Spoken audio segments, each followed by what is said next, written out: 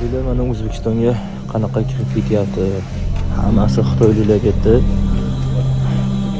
Mana yana kelyapti, davomi ularni ketyapti orqagacha. Chorsiga ham xitoyliklar уже yetib ketdi. Mana taqiy sotib olishganmi deyman. Bu xitoyliklar bozorlarga kirib kelishda indamadik. Biznesga kirib kelishda indamadik. Endi mahallalarga ham kirib kelishdi. Xitoyliklarga turmushga chiqayotgan o'zbek qizlari soni ko'paymoqda. Mana Xitoy magazin. Mana qaranglar, Xitoy oshxonasi, Xitoy yozuvlar. Biz O'zbekistondamizmi, Xitoydamizmi? Ikkita do'konimiz bittasi Xitoycha yozuv, Xitoy. Qani do'stlar, Toshkentimiz xitoyliklarga yoqib qolganmi yo butun dunyoda shunaqami ular? Qachonki biz mana shu dinni tashladik, boshimizga shu musibatlar keldi. Endi qachon dinga qaytgan paytimizda hamma musibatlar barham. Mana hozir ming afsuslar bo'lsinki, butparast bo'lgan xobis kimsalar kirib kelyapti hozir. Agar bular kirib kelib egallasa nima bo'ladi? Fasod qiladi, buzg'unchilik qiladi. Mana Sharqiy Turkistonda Uyg'ur birodarlarimizni nima qilganliklarini ko'rdik ularni. Ularni fitnaga soldi. Odamlar hozir vahima qiladi, ular kirib kelsa tijoratimiz o'ladi, bozorimiz o'ladi, yerlarimiz o'ladi. To'g'ri. Yerlarni ketishi, tijorat o'lishi, bozorda o'lishi bu juda ham katta bir musibat. Odamlarga nihoyatda qiyinchilik kunlar kelishi bilan birga eng asosiy qayg'urish kerak bo'lgan narsa din ketadi, din. Mana Uyg'ur birodarlarimizga nima muomala qilayotganlarini ko'rdik. Qanchalik nafratlanishini islomdan, musulmonlardan ko'rdik. Shu qilgan ishlari uchun ham kerak bo'lsa kirgizmaslik kerak emasmi? Qayg'urish kerak bo'lgan narsa din ketadi, din. Bismillahirrohmanirrohim. Odamlar o'zlarini o'zgartirmaguncha Alloh taolo ularning holatini o'zgartirmaydi. Innalloha la yughayyiru ma biqawmin hatta yughayyiru ma bi anfusihim. Alloh taolo bir qavmni holatini o'zgartirmaydi to u qavm o'zlaridagi holatni o'zgartirmaguncha. Ya'ni Alloh taolo bir qavmni boshiga kelib turgan musibatni o'zgartirishi uchun odamlar o'zlarini isloh qilish kerak bo'ladi. O'zlarining ma'siyatlarini toatga o'zgartirish kerak bo'ladi. Endi odamlar qanday o'zini o'zgartiradi? Deyilsa, dinga qaytish bilan o'zgartiradi. Allohga qaytish bilan, shirkdan tavhidga qaytish bilan, bid'atdan sunnatga qaytish bilan, gunoh ma'siyatlardan tavba tazarruga, benamozlikdan qaytish bilan odamlar o'zlarini o'zgartiradi. Riboxo'rlikdan qaytish bilan, qimorvozlikdan qaytish bilan, zino, fahshdan qaytish bilan, ayollar ochiq-sochiq yarim yalang'och yurish, erkaklar bilan aralashib yurishdan qaytish bilan, uylariga kirib, uyda o'tirishi bilan, odamlar o'zaro yolg'onchilikdan qaytish bilan, bir-birini g'iybat qilib go'shtini yeyishdan qaytish bilan, odamlarga zulm qilishdan qaytish bilan, aroqxo'rlikdan qaytish bilan, kashandalikdan qaytish bilan, ya'ni shariatga to'liq bo'ysunish bilan, unga qalbini ochib odam shu haq din, Alloh taoloning huzurida mana shu din bilan biz najot topamiz deb, shu dinga qaytish bilan, Allohga qaytish bilan odamlar o'zini isloh qiladi. Mana shunda Alloh ularning holatini o'zgartiradi. Qachonki biz mana shu dinni tashladik, boshimizga shu musibatlar keldi. Endi qachon dinga qaytgan paytimizda hamma musibatlar barham topadi. Aslida mu'minlarning boshiga bu kofirlar hukmron bo'lib bosib ola olmaslik kerak edi. Lekin nega bostirib kelyapti? Nega ularga yo'llar ochilyapti? Aslida Alloh taolo mu'minlarning ustidan kofirlarga yo'l qo'yib bermasligi kerak edi-ku. Demak, bu mu'minlarda gap, mu'min bo'lishda gap. Valan yaj'alallohu lil kafirina alal mu'minina sabila. Alloh taolo kofirlar uchun mu'minlar ustidan hech qachon bir yo'l qo'yib bermaydi. Yo'l ochib bermaydi, yo'l qo'ymaydi. Endi yo'l qo'yilyapti-ku mana. Mana tarixda Mo'g'ul tatarlarga yo'l ochildi, musulmonlarga yo'l ochildi. Kirib nima qildi ular? Fitna qildi. Odamlar 1.200.000 odamni o'ldirgan deyiladi. 1.200.000. Bu juda katta son bu. Odamlarni dinlarda fitnaga solgan. Qancha soyuz kirib keldi musulmonlarning ustiga bostirib. Cho'chqa yemasa turolmaydigan, aroq ichmasa turolmaydigan bir jirkanch xalqlar kirib keldi, musulmonlarning ustiga yo'l ochildi. Nima uchun bo'ldi shu? Umuman umrida mustahab qilmagan. na bir din, na bir axloq, odamgarchilik bo'lmagan. Demak, bu yerda mo'minlarda gap. Al-mu'minin, Alloh xohlagan mo'minlar bo'lishda gap. Mana shu mo'minlarning ustidan kofirlarga hech qanday yo'l yo'q. Bu Allohning qoidasi bu. Alloh ularga yo'l bermaydi. Illo qachonki ular Allohning amrini tashlasa, Allohning dinini tashlasa, keyin yo'l ochiladi. Vaholanki bu ummat Alloh eng yaxshi ummat deb atagan ummat. Kuntum khayra ummatin ukhrijat lin-nas. Odamlar uchun chiqarilgan ummatni eng yaxshisi sizlarsizlar. Muhammad sallallohu alayhi vasallamning ummatlari. Mana shu ummat eng yaxshi ummat. Musulmonlar, lekin qachon ta'muruna bil ma'ruf va tanhauna anil munkar. Amru ma'ruf qilganda, nahiy munkar qilganda, yaxshilikka chaqirib bir-birini yomonlikdan qaytarganda va Allohga iymon keltirganda mana shunda yaxshi ummat bo'ladi. Bu faqatgina bir quruq shakli yaxshi ummat degani emas. Eng yaxshi ummat bo'lishi uchun dinni mahkam tutganda eng yaxshi ummat bo'ladi ekan. Bo'lmasa ularning ustidan kofirlarga yo'l ochiladi. Mana yo'l ochildi, tarixni qarang. Yo'l ochildi, qancha musulmonlarni minglagan, millionlagan musulmonlarni nimalar qilib tashadi kofirlar kirib. Nega yo'l ochildi ularga? Chunki mo'minlarni o'zida ekan gap. Alloh xohlagan mo'min bo'lish kerak ekan. Bo'lmasa ularga yo'l ochiladi ekan. To'g'ri, bularga yo'l ochib berayotgan, darvozani katta qilib ochib bergan odamlarni aybdor bo'lishi bilan birga bu yoqdagi diniga amal qilmayotgan, men musulmonman deb turib dinni zoya qilgan, benamoz bo'lgan, umuman shariatdan uzoq bo'lgan, ribo bilan shug'ullangan, Allohning buyruq qaytariqlarini zoya qilib yurganlarni boshiga ham Alloh taolo ularning ustiga yo'llarni ochib berib qo'ygan bo'lishi ham mumkin. Yo'l ochilsa nima bo'ladi ularga? Ular bostirib kirsa nima bo'ladi? Agar kofirlar musulmonlarni ichiga bostirib kirsa, innal muluka idza dakhalu qaryatan afsaduha wa ja'alu a'izzata ahliha azilla va kazalika yaf'alun. Albatta podshohlar agar biror qishloqqa kirsalar, bir shaharga, qishloqqa kirsalar podshohlar, uni fasod qiladi, buzadi uni. Buzg'unchiliklar qiladi. Va u qishloq shahar ahlini eng azizlarini xor qiladilar. Ular mana shunday qilishadi.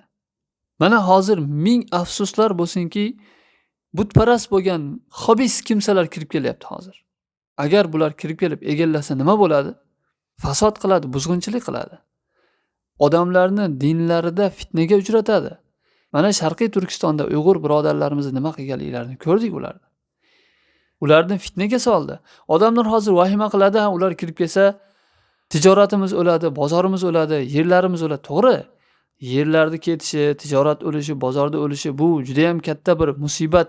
Odamlarga nihoyatda qiyinchilik kunlar kelishi bilan birga eng asosiy qayg'urish kerak bo'lgan narsa din ketadi, din. Dinda ular odamlarni fitnaga soladi. Odamlarni murtad qiladi, o'zlariga o'xshab mushrik qiladi. Ayollarni fitnalaydi. Ularni shunday fahshga undaydi. Bolalarni fitnalaydi, bolalarni o'zlarining tarbiyasi bilan tarbiyalaydi. Hozir aytilyaptiki, ular kirsa bozor rivojlanadi, narsalar arzonlaydi, ular bilan savdo qilish, ular bilan oldi-berdi qilish yaxshi deb. Vaholanki ular kimlar? Bizi Uyg'ur birodarlarimizni dinlarida fitnaga solgan butun bir millatni yo'qotib o'rayotgan odamlar u. Mana nima qilyapti bizi birodarlarimiz Uyg'urlarni? Ayollarni nima qilyapti, erkaklarni nima qilyapti? Bundan hammaning xabari bor-ku. Dinida ularni fitnaga solyapti-ku. Qancha azob uqubatlarga solgan, dindor bo'lganlarni qancha azoblagan, shu dindan murtad qilishga harakat qilib fitnaga uchratmayaptimi? Bular ertaga agar bizga kirib kelsa, Uyg'urlarning holati boshimizga tushadi. Bular umuman bizga do'st bo'lmaydigan, bizga yaxshilik istamaydigan, bizdan nafratlanadigan odamlar bular. Mana Uyg'ur birodarlarimizga nima muomala qilayotganlarini ko'rdik. Qanchalik nafratlanishini islomdan, musulmonlardan ko'rdik.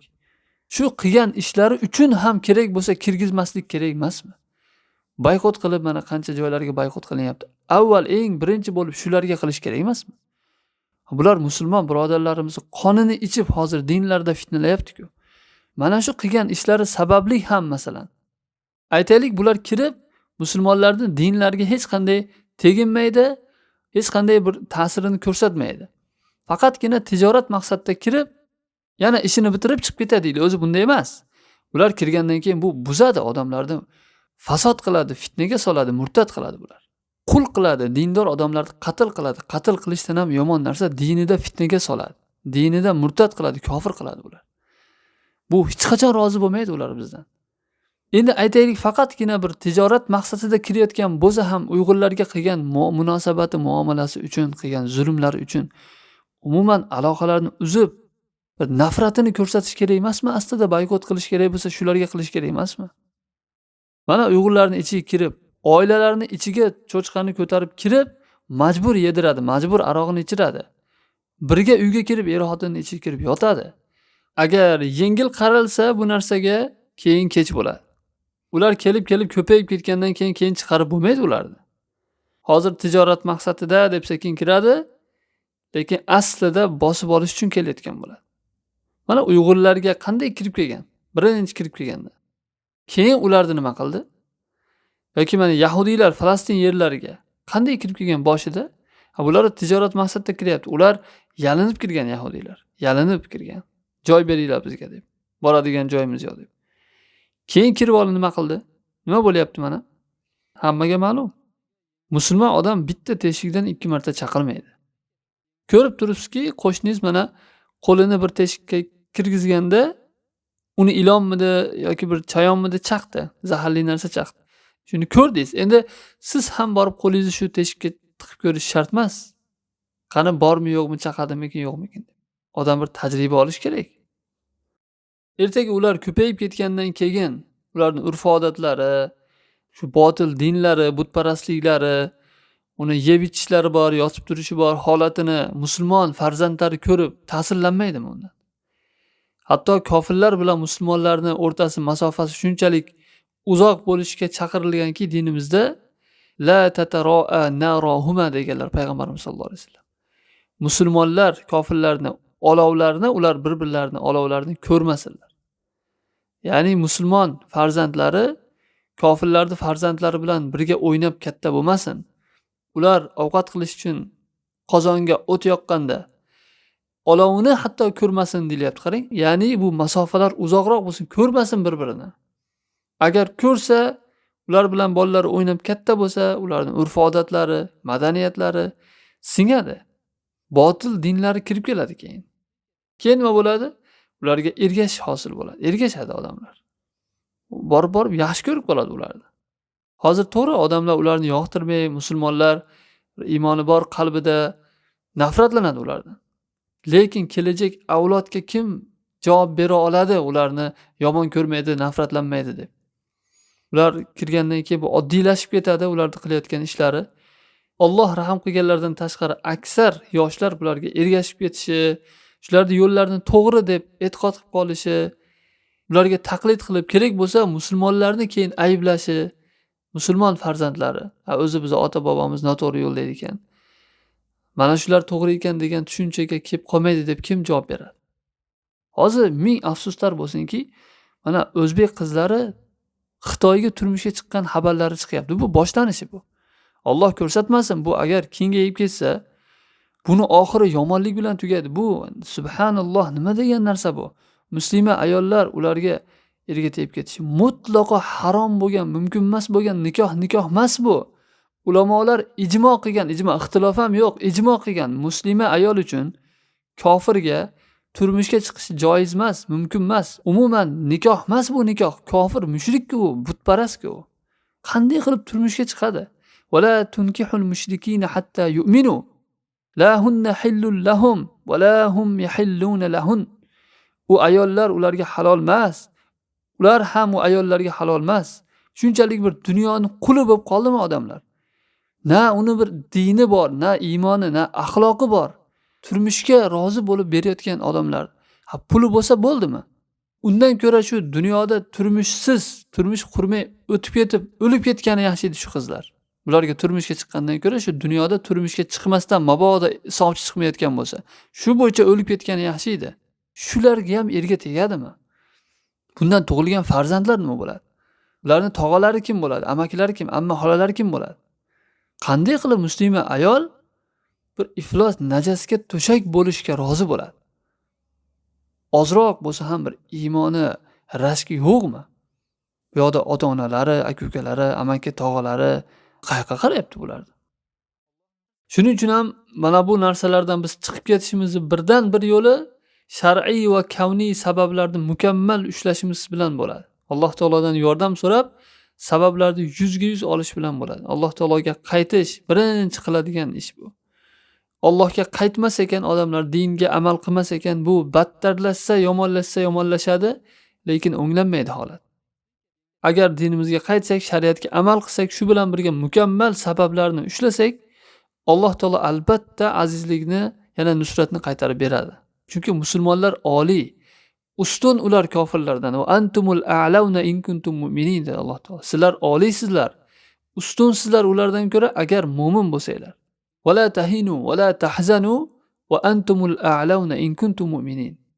Xafa bo'lmanglar, susaymanglar. Agar mu'min bo'lsanglar, sizlar oliysizlar. Ya'ni mu'minlar oliy bo'ladi. Mana bu Allohning va'dasi. Va man astaqu minallohi qila va man astaqu minallohi hadisa. Faman awfa bi ahdihi minalloh. Allohdan ko'ra va'dasiga vafo qiluvchiroq kim bor? Allohdan ko'ra kim to'g'ri gapiruvchiroq? Allohning va'dasi haq, Allohning sunnatlari o'zgarmaydi.